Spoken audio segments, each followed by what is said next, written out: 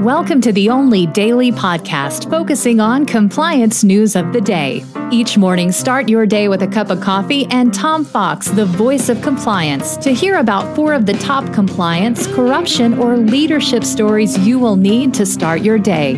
The Daily Compliance News is a production of the Compliance Podcast Network. First, a word from our sponsor.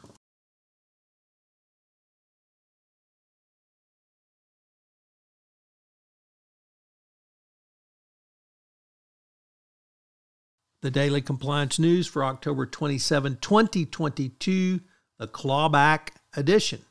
And we begin with that story from Reuters as the Securities and Exchange Commission has adopted executive compensation clawback rules. It voted to adopt the new rules that will require companies that restate their financials due to compliance lapses to claw back executive comp.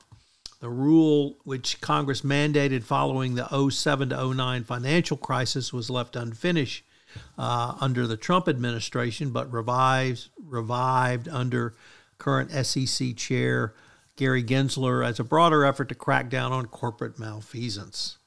So, first clawback rule comes into place. Next, from Bloomberg, Matt Levine dropped a 40,000-word story on you, but Angela Moon, also reporting in Bloomberg, gave us the top 10 takeaways from his piece, The Crypto Story.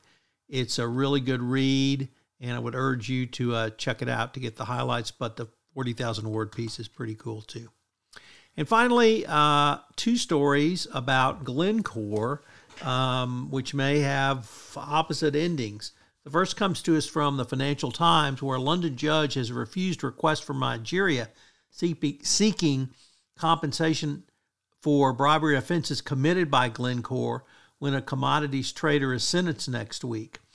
The justice said the government of Nigeria had no legal standing to seek compensation for offenses committed on its shores because the nature of UK sentencing rules, it would have to use other avenues.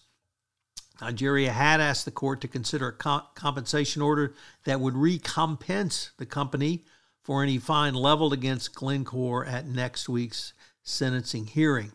The judge ruled that only the prosecution or defense could ask such an order, and none had done so.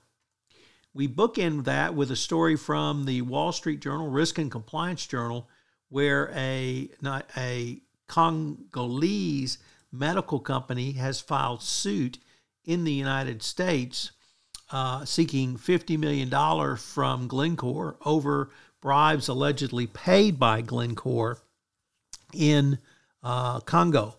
Here, a company founded by a South African husband and wife to provide medical care for Congolese miners asked for $50 million in restitution for harm it said suffered from the bribery scheme involving Glencore. The company Crusader Health has asked the court to find it a victim of criminal conduct described by the prosecutors in the FCPA settlements with Glencore earlier this year. This is the first of the restitution claims, and there may be more down the road against Glencore. The Daily Compliance News is a production of the Compliance Podcast Network and a proud member of C-Suite Radio. Thanks so much for listening. I hope you'll join me again tomorrow.